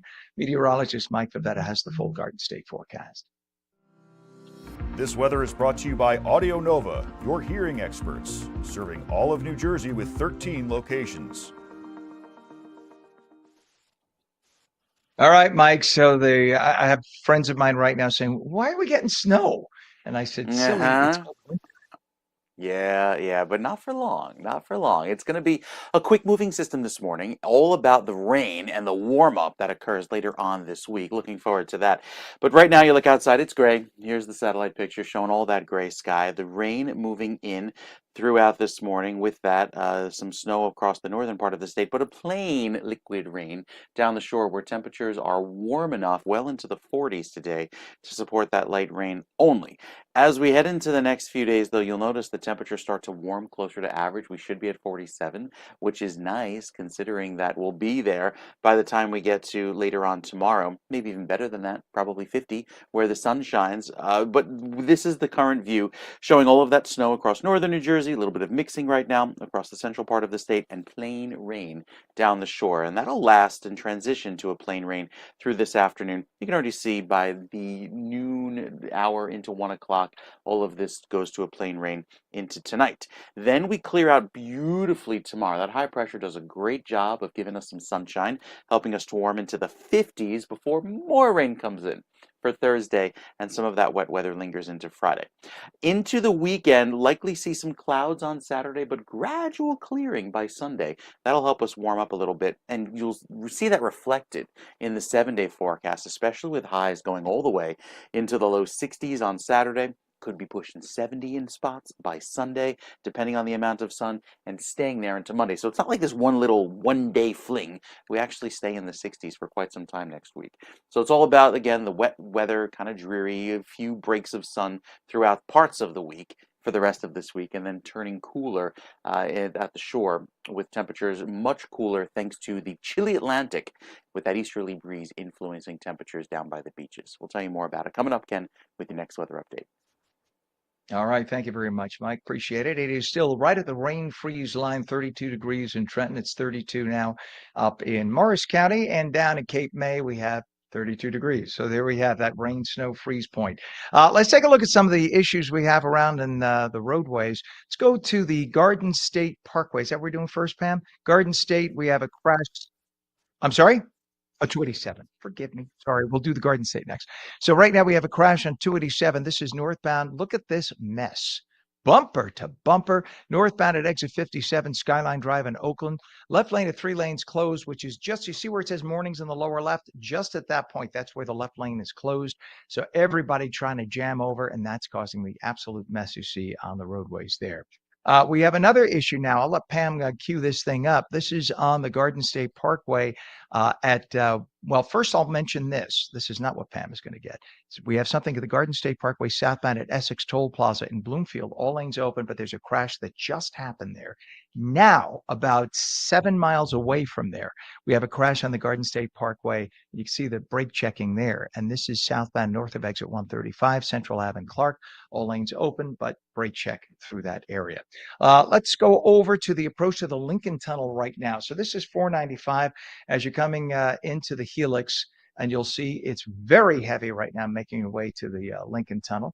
That middle section of lanes, that's what makes your way across the Helix, or that's that one. The reason for the Helix, that makes a 1 mile approach to get into the Lincoln Tunnel, and it's pretty heavy right now. It's going to cost you 40 minutes in via the Lincoln. It's 25 minutes via the Holland into Manhattan, and the GWB, upper and lower, has been an absolute nightmare all morning in terms of traffic. It looks like the lower level on the right might be lightening a little bit. Upper level still bumper to bumper. That's going to cost you about 45 minutes into Manhattan. It is 8:35, and Chris Murphy is president of West Morris Capital. Walter Rodriguez is director of the AMP. And Chris and Walter join us this morning to talk about a new creative hub in Dover, New Jersey, the Richards Building, where artists, entrepreneurs, educators, and the community all get together and they can work together. We say good morning to you, Chris and Walter. Good morning, Ken. Morning, Ken. Thanks for having us. Good to have you both on. Well, let's start by talking about what the Richards Building is. It's sort of an historic building. So what inspired its redevelopment? The Richards Building is definitely a historic building. It's located right in the middle of downtown Dover. It was built starting in the 1880s by a gentleman named George Richards. George Richards was Dover's first mayor, and by all appearances, a very busy guy. He was an industrialist, and he built the building. It was kind of expanded over the years. With various things. Many local folks remember it as Newberry's department store, and eventually became Berkeley College. We purchased it about 3 or 4 years ago, and our redevelopment plan is to turn the building into a creative hub, a place where artists, entrepreneurs, community, they can all come together and as a place to create things and do business. Kind of at the foundation of the Richards Building, at the foundation of our creative hub, is the AMP, which is going to be our basement art space. And I'll let Walter tell you a little bit more about that. Sure, yeah. So Yeah, the AMP is Walter. an 11,000 So if I may, just before you start, just so that everybody knows, and just to reiterate what was just said by Chris. So this project includes a whole bunch of components: the AMP in the basement, as he mentioned, the Richards Loft, the Richards Mercantile or Mercantile, depending on where you are in the country, you could pronounce it differently. So the idea is what? To bring together all these different facets of the community so that they have a place and a beautiful space to kind of chat and meet, right? So talk about that and about the AMP as well. Sure. So, I mean, we believe that connection is the infrastructure of society, and this building creates that, right? It's a vertical neighborhood where people can connect, whether you're an artist, whether you're an entrepreneur, whether you're doing something else in the business, in the building, you're a restaurateur, or just a visitor. But the AMP, which is my portion of the building, it's an 11,000 square foot art creation and education center. And so that exists for basically 2 reasons. The first is to give a high quality facility to professional artists and art enthusiasts so that they can create their work. We wanted a place where the facility doesn't get in the way of creation, but rather it helps it. And so we wanted to provide that for the area. And the other idea, or the other primary goal, is to create a space for education. We do that in 2 ways. The first is to have kind of a formal education system where we have beginner, intermediate, advanced master classes for people that are interested in the arts. And then an informal way where we have really fun activities. We have concerts downstairs. We have couples activities like couples karaoke, paint and sips, clay and Cabernet nights. So a way for you to get involved with the arts in any way that you see, whether it's creating or just experiencing it and getting to know other people, connecting. And then we hope that. So this is, if I may, again, this is for both people who are just curious and people who are professional at it, right? And then we hope that artistic energy from our basement, carries on throughout the rest of the building, so that the businesses upstairs who might be marketing firms or design firms or other creative businesses can benefit from the creative energy coming out of our basement, and they can all work together. And then our Mercantile will be a multi-vendor store which will offer artistic and handmade items for sale. So kind of another outlet for the artistic energy. So, and Chris, from an investment and a redevelopment perspective, what is the hope for West Morris Capital in terms of achieving growth with the Richards Building in Dover? Are you hoping that this expands into other locations in town too? Or are you hoping that this basically becomes the go-to spot in town? I mean, we really want it to be a place that the community enjoys and comes to. We don't have plans to grow per se. We're an impact investing firm, so we're looking to find can make us some money, but also have a defined community benefit, which is why we've chosen this particular approach for the Richards Building. You're preserving a piece of history for the community, which is fantastic because I'm sure if you didn't take care of and redevelop that building, it may have been, a beautiful landmark that would have been doomed for the wrecking ball for like a high rise or something. And so it's nice that you preserved a piece of Dover's history for people to see for more generations. And Walter, the building also features. We talked about concerts you're going to have downstairs, and there are restaurants too, right in the marketplace. Talk about that.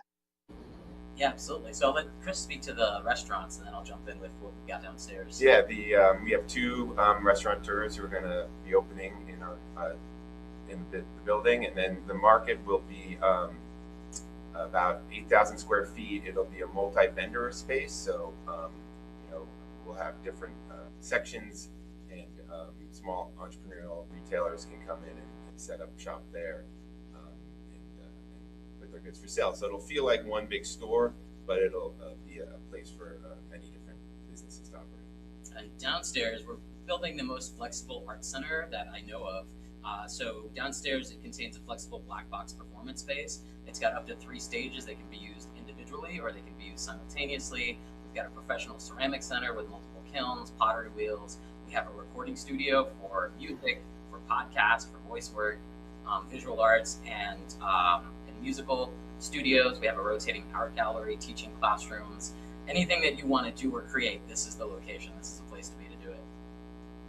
I love it. And this is so exciting. And this is going to serve as a model, I think, for a lot of other parts of the country who are maybe hopefully going to take a second look at an old piece of property in town and realize that they could demolish their history or do something to build on it. What's a website for more information on this building and this whole concept?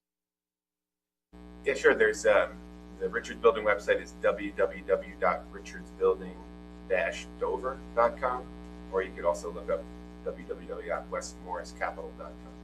And then for the AMP, you can go to www.theamparts.com. So you got to check out the Richards Building. Go ahead. I'm sorry. Say it again, Walter. I was going to say, Ken, just inviting people to follow us on social media at the AMP Arts. The AMP Arts. Very good. All right. You got to check out the Richards Building. Chris Murphy, president of West Morris Capital. Walter Rodriguez, director of the AMP. Thank you both for coming on this morning. Very exciting. We got to check out your location. Sounds fantastic. Thank you, Ken. Thanks for having us. You bet. Thank you. It is now 32 degrees, 8:43. When we come back, U.S. Poison Center saved the nation over $3 billion every year in medical costs and lost productivity. We're going to talk about it. We're back in 2 minutes.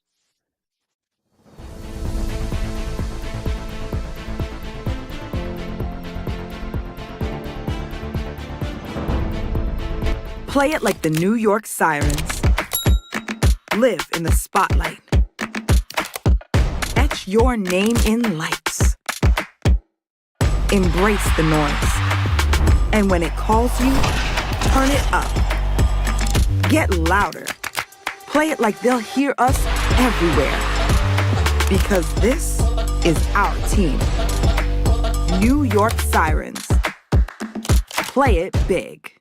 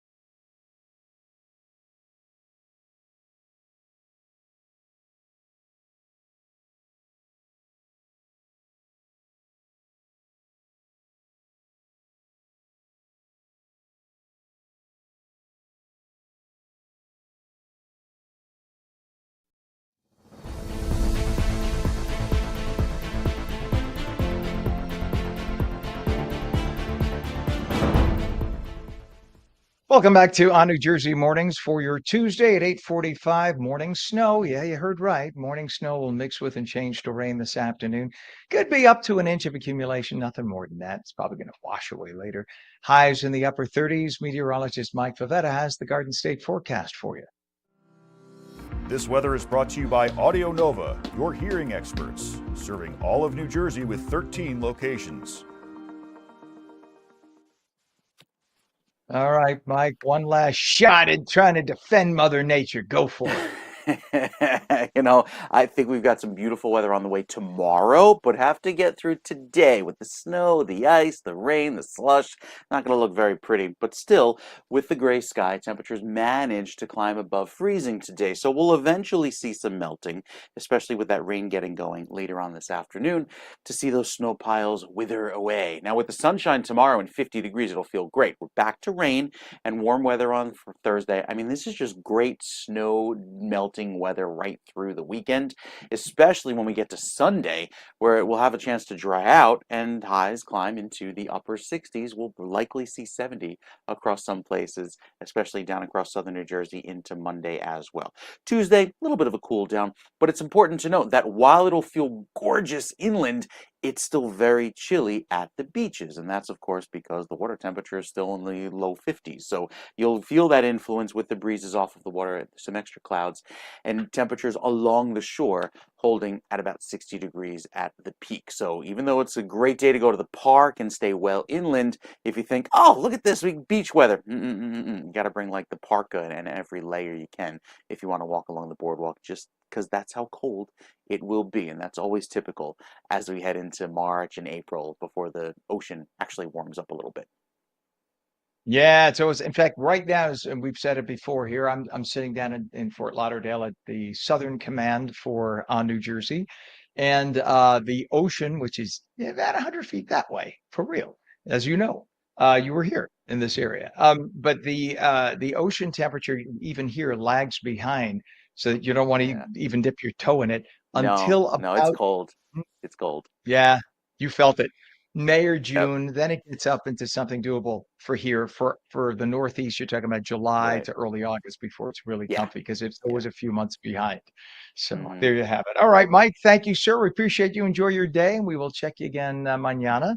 In the See you meantime, it tomorrow. is 32 degrees. You bet. Northern New Jersey, it is 32 everywhere, actually up and down the state. Vineland, Cape May, and Morris County, all 32 degrees right now. That rain, snow, freeze line. In terms of traffic, go back to 287. We have a crash 287 northbound, exit 57, Skyline Drive in Oakland.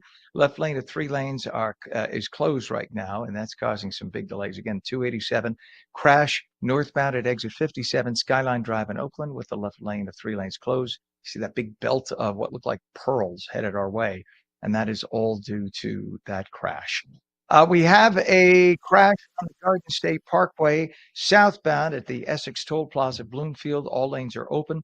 Just a bit of a slowdown through there. And now your Hudson River crossings. Lincoln is now reporting 35-minute crossover time, Holland 25 minutes. And we look at the GWB upper and lower levels. There's now a disabled vehicle on the George Washington Bridge. And that's it says the upper level. Oh, this is why we're not seeing it, because we're looking eastbound. But apparently on the upper level westbound, there is a disabled vehicle on the GWB with the right lane blocked. But this is eastbound traffic right now, making your way into Manhattan. That's what most folks from New Jersey care about at this hour. The upper level's on the left. It's moving well. Lower level on the right, little bit of a slowdown, but things have gotten a lot better in the last 15 to 20 minutes. Crossover time is now about half an hour.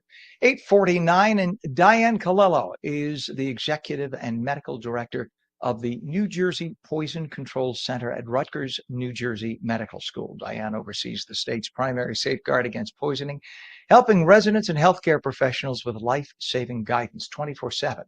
And a new study from RAND shows that U.S. poison centers have saved the nation $3.1 billion every year in medical costs and lost productivity. Let's go right to her now. Good morning to you, Diane. Good morning, Ken. Good to have you on. Diane, talk about the day-to-day role of the New Jersey Poison Control Center. So we are a 24/7, 365 hotline that is located in Newark, serves the entire population of New Jersey, and is staffed by healthcare providers, nurses, doctors, pharmacists. And so I think it's a unique service because it is a place that anyone can call at any time and get medical advice. And whether that's the public or a healthcare provider, we're always here, standing by to provide critical advice when it's needed most. Do you find that you get a combination of people who accidentally ingest things or maybe get contaminated by touching certain poisons or toxins, and also people who may have intentionally done it and call to maybe because they changed their mind? Yes, we get definitely get a mix. I think we get the childhood exposures of kids who get into something in the house, whether it's a cleaning product or something under the sink, contaminated food, concerns about medication safety, adverse effects, drug overdose, as well as intentional exposures, people who maybe intentionally take too much of something to harm themselves. And sometimes we don't get the call from that person. Sometimes we get it from a distressed family member or even an ambulance or paramedic or a hospital that's now caring for that person. So we get calls from a variety of circumstances. That's fascinating because I mean, I even know that a friend of mine had a parent who was elderly and took their whole pile of medications for the morning, forgot, in 15 minutes took a whole pile of medications again. And of course, they called, they were in another state, but they called their poison control right away to see what to do. And of course, they had to monitor the person, went to the hospital just to be monitored. But it's amazing to have a center like yours. And the RAND study found that for every dollar invested in a poison center service, the communities get nearly $17 in benefits. That's quite a return for their investment. So break down what that means for New Jersey residents. For every dollar invested, you get $17 back. Yeah, that's quite a return on the investment, or ROI, right? And the way we accomplish that is a few different things. The first is we may prevent some people from going to the hospital when they don't need it. And so, reducing those unnecessary ER visits or healthcare visits is a big part of that savings. And obviously is also good for the people involved because you don't spend the day at the hospital when you don't necessarily need it. Once a patient is in the hospital, poison center experts like myself and other toxicology experts can reduce the amount of time the patient is in the hospital or the length of stay. That's a big source of healthcare savings. We can also pinpoint kind of on a bird's eye view when we see something going on in one part of the state and then it starts happening in another part of the state. We can conduct surveillance and let people know, like, there is a new threat and here's how to keep yourself safe, whether it's a contaminated drug or food or some environmental exposure. That surveillance piece also helps with healthcare savings. And then most importantly, I think we improve patient outcomes by providing advice when it's needed most. And all of that is packaged into that significant return on the investment. I never thought about that, but that makes sense. You're sort of the clearinghouse of poison reports, and if all of a sudden you notice a pattern, you could be the canary in the coal mine, if you will. You could be the one to notify all the medical institutions in New Jersey because everybody's calling you first. And your center handles 54,000 cases every year. Unreal. What are some examples of the types of calls you receive? Are there now we talked about in general, but are there more small scares, serious emergencies? And I know that in terms of advice, are you allowed to say from a medical perspective, yes, you should vomit that up. No, you should not vomit. Wash your hands carefully. I mean, what kind of advice are you allowed to give? We are allowed to give the advice that helps the patient in the moment. And so whether that is rinse out your mouth or it's wash your hands or it's call 911, that's what we're here for, giving that medical advice over the phone. And we get about 150 calls a day, and they are a mix. We take at least a couple of those, I accidentally took double of my dose today, calls. We get children who get into, something in the house, whether it's a medication or a household substance. We get workplace exposures or occupational exposures, or people who maybe present to the hospital with an illness that's not explained. We might get a call from the hospital asking, could this be caused by a poison or a drug or a toxin? And then we do get calls regarding, intentional exposures, whether it's a patient who is unfortunately feeling suicidal or it's a patient who has a drug overdose of something like a fentanyl or cocaine or an illicit substance. And those calls, like I said, about 70% of them come from the lay public. The remainder come from healthcare providers, but also not only in the hospital, but first responders, maybe law enforcement, government officials, et cetera. It's amazing. And how have poison centers modernized in the past decade to meet the public needs, including, I guess, text and telemed type services, even though we're not talking doctors per se, but how have they modernized with the rest of the public? Yeah, the New Jersey Poison Center is, one of the poison centers nationally that does offer not only the ability to call, but the ability to text and chat. And that is spreading throughout the nation for sure. But the benefit of a regional poison center, like the New Jersey Poison Center, offering that text and chat is when you're texting and chatting in, you're speaking to somebody directly who lives in New Jersey, who knows New Jersey. If you're calling from a particular area, they might know that area quite well, actually. And you're getting a real-time person on the phone. I think, in the days now that we have a lot of, AI available online that you can ask advice from, an AI chatbot about many things, what makes the text and chat capability of a real regional poison center so valuable is you have a human on the other end of the phone who's a healthcare provider, and can really hear your story and share the story. So Diane, I have to cut you only because we're at the Yeah. end of the show right here, so I got to cut you off. But Okay. that number 888-658-0234 for us. What is the number for you though? The national hotline is 800-222-1222. No matter where you are, it'll route to your state poison center. Fantastic. All right, Diane Colello, Executive and Medical Director of the New Jersey Poison Control Center at Rutgers, New Jersey Medical School. Thanks for joining us. And thank you for watching. That's On New Jersey Mornings for your Tuesday. Have a good day.